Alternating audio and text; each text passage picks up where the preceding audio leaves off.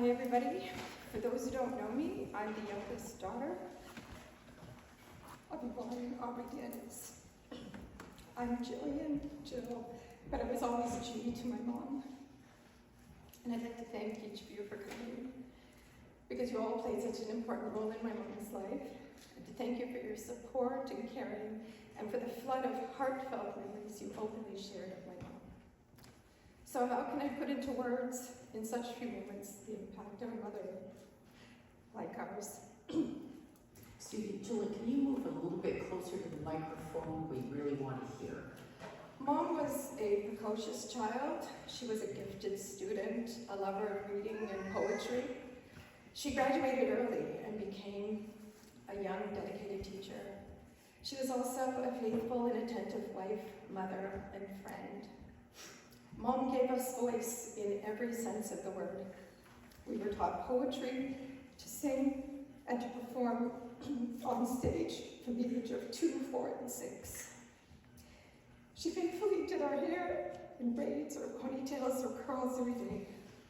And she dressed us in beautiful, often handmade dresses, because in reality, we didn't have much in South Africa. Our house was always spotless. We had lovely gardens filled with all varieties of flowers, blossoming trees, and a huge avocado tree. This garden enabled us to play freely, unaffected for the most part from the cruelty of the outside world that we were born into in South Africa. And by the way, we ate avocado on toast long before it became fashionable. With very, very little at her disposal, Mom cooked lovely food, and she always made amazing homemade birthday cakes and food parties for all of us on a dime. We were reminded often to work diligently at absolutely everything that we did, and to not give 100, but 110%. Education was of utmost importance in our home, and carrying ourselves in a respectable manner, to know our place, to think before speaking as words matter. To be true, to be charitable. These were all the qualities that Mom reinforced in us. She exemplified her devotion to us by remaining home for all of our formative years until we left for Canada. Even though finances were tight, and that she was a very sought-after teacher. Many of you may not realize this, but when we immigrated to Canada, my mom was only 31 and my dad was 37. And on reflection, it's amazing to think that such a young couple were able to start a new life in an unfamiliar land and to carve out a remarkable path and be such impactful teachers. The community in Penetang and the school they taught at embraced us, and they trusted us and trusted my parents' abilities as teachers. And by the way, I have to let you know that they were quite surprised that they were hired without a lot of questioning. My dad didn't even have to show a resume. And I'm sure you'll all agree that this gratitude was reflected in their legacy. I mentioned that my mom gave us a voice, but she herself demonstrated her vocal talents in so many ways, through her teaching, her choirs, being in a choir herself, and that she could, on a moment's notice, be able to give a very heartfelt, often impromptu speech. She had a keen sense of being able to mix in humor and sentimental tales, and she continually ended with a very apt quote or a fitting statement. She also gave her students voice and confidence through her school plays and encouraged them to sing on stage. From that, many lives were changed by this exposure. Mom was an avid journal keeper, and just a few days ago I picked up boxes that she'd left for me, and in there were countless journals. In it, she reflected on her life as being filled with joy and love, but also with strife, sadness, and loneliness. She thought deeply and always pictured herself as being 15 years old, and repeatedly recounted stories from this period of her past. My mom always gave the gift of books, and each recipient was blessed with a personal note on the front page. She made handmade scrapbooks, Mary Kay, long before scrapbooking was even a thing. She always included her own pressed flowers, personal notations, and she never forgot to add a quote or poetry. She passed her love of cats on to all of us. She sang to her cats, showered them with treats, and gave them tons of comical nicknames. She also loved dogs, and Brandy, her Shih Tzu, however, will be remembered the most. My mom could be very effervescent and funny and optimistic, but she also had a deeper side. And many didn't know this, but she was very reluctant to leave her beautiful homeland and her cherished family. She suffered from homesickness and often sat alone in the first years because of personal isolation that crept over her. It wasn't until we were finally able to get her sister Iris here that my mom's found her footing. She writes that the rush of life in Canada, teaching, the re-entry into further education for themselves and for us, and ensuring that we had every opportunity, led to the time passing way too quickly. In fact, in her words, in a fleeting moment. When my dad passed away, my mom was only in her mid-40s.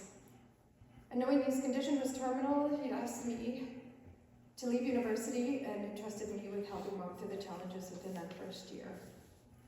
This bereavement I took very seriously up until a week ago, and probably will, even in my heart, for the rest of my days. My relationship with my mom straddled many realms. We did so much together, especially through life's many trials as she faced loss and serious illnesses herself. And these also occurred for many people that she cared deeply about. With each health crisis, although my mom struggled and tried to recover, she and I often tried to keep each other as optimistic as possible. But many of those nights in my heart, I was really never sure whether she'd overcome such steep odds. And yet, each time, in clearly Yvonne style, she did. I often thought that maybe she was a cat. She was there for the birth of all 4 of our children, and her steady assistance throughout my labors and delivery, and her beaming face as each child was ushered into the world is going to be really hard to forget. Mom always came up with apt nicknames or statements about each child, and I guess I don't need to explain to you who baby Mr. Universe was.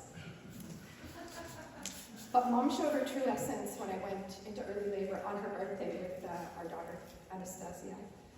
She moved in and looked after Tanisha and Tristan, and she brought calm and support to our family as we struggled on a daily basis and sick kids. Mom remained during our side during surgeries and until the heartbreaking moment the baby passed away. Grandparents' grief is often overlooked, yet to me became evident as twice as deep, as they not only mourn the loss of a grandchild and that future that never will be, but they also endure watching their own children and their families suffer in innumerable ways. I found exactly these words in her journals just the other day. Perhaps the fact that Mom herself lost her mother when she was only 6 and lived through family separation because of it fueled an uncanny level of resilience, strength, and fortitude evident throughout her life. Although I didn't see this, and I'm not sure my mom did, most people said we looked alike. But we certainly had a lot in common. We shared a love for food, which was our love language. Kids will never forget the simple things mom made, such as cinnamon toast, creamy baked macaroni and cheese, her curries, and her roasts. And of course, who can forget her caramel cakes?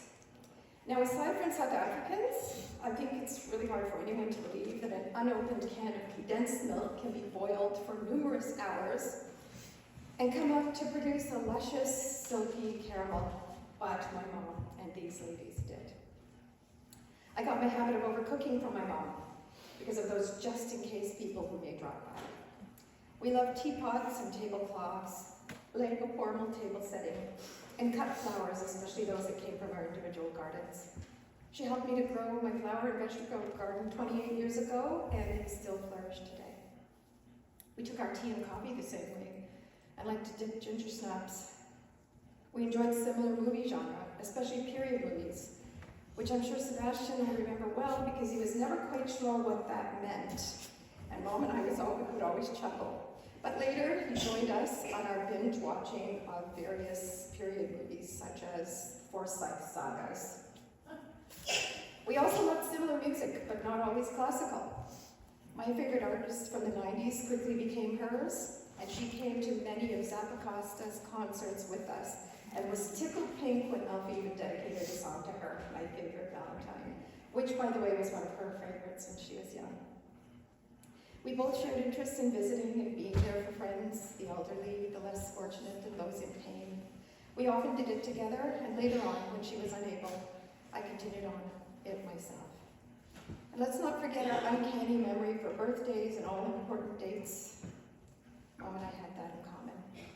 But some of you may not know that Mom and I shared academic interests too in sociology, anthropology, and major religious traditions of the world that we both studied. Over the years, my mom was a fixture at our house and even had a designated Oma's room. And when she wasn't with us, phone calls always began with, "Hi, G." She accompanied us out for dinner. We always had lots of laughs. We traveled together, and my mom got along famously with Harold's parents. And lucky for the kids, they then had two Omas, Oma Elfie and Oma Yvonne, who were so close to each other and even had birthdays a few days apart. But my mom was always referred to as the young one because she was 11 years younger than Oma Elfie. As the years passed, we got together on a much deeper level, and our conversations became more meaningful, especially in an area that we were both intensely interested in, which was South Africa and all matters around it. We connected profoundly in this space and learned from each other. My daughter Tanisha and I were lucky enough to go to South Africa on the 50th anniversary of our leaving. And we intentionally walked through the streets that Mom and Dad had talked about, went to their former schools, through District 6, and were reunited with our family and their friends. Tanisha and I got an even deeper appreciation for who they were and what they'd been through. And although the years have changed since the days of apartheid, the resilience of a history of severe racial discrimination remained with those who were on the receiving end of it. And later in my research on South Africa generally and Coloureds in specific, I found out that we come from a long history of generations of displacement from numerous countries all over the world, and as well in South Africa itself. And in essence, our journey to Canada for a better future should not simply be thought of as an immigration, but rather another chapter in a story of involuntary displacement because of push factors beyond our control. Additionally, it became very clear to me the role of women in the immigration process and the unique hurdles that they navigate through, which my mother wrote about and stated often. The dualism of loss and hope, of living here but wanting to be there, of looking forward but always continually back, and the new demands of trying to maintain contact with the homeland, social exclusion, reconstructing home away from home, and the financial issues of course. All within an uncertain future, are exclusively on the shoulders, in most cases, of immigrant women. And through her pages in her journals, all of this was reflected. But on the flip side, the skills of improvisation, resilience, inventiveness, and an acute sense of being grateful were also byproducts. People are the sum total of the experiences they go through in their lives. And my parents, coming from a brutal history of witnessing heavy surveillance, man's inhumanity to man, and the threat of imminent punishment, limitations to basic rights of free speech and vote, were all reflected in their approach to life, in their teaching, and in their need to inspire children and to have their students become the best versions of themselves. And in closing, even though dementia took its grip over the last number of years, my mom inevitably astounded me, even recently, with many lucid moments and comments. Over the last years, with restrictions put on her movement, my only hope was to bring quality of life to her when she was in long-term care. So our routine included a facial, hairstyling, doing manicure and pedicure, and to touch her, because touch, she wrote about often, was the thing she longed for. She always looked at me and said, "Thank you, G." She smiled and said that she felt better. She met her great-grandchildren in long-term care, and the staff there were really kind and loved her very much. I will miss my mom and our time together profusely. And in the last weeks, I'd written a poem of which a few lines I'd just like to read to you. And this is what I said to her on the day she passed. "I will continue to search for you the night sky, when I cook, when I look at my children, and how I deal with people. And especially, I promise to continue my studies on South Africa, to make sure that our history is known. But most of all, Mom, I will profoundly long for you every day for the rest of my life.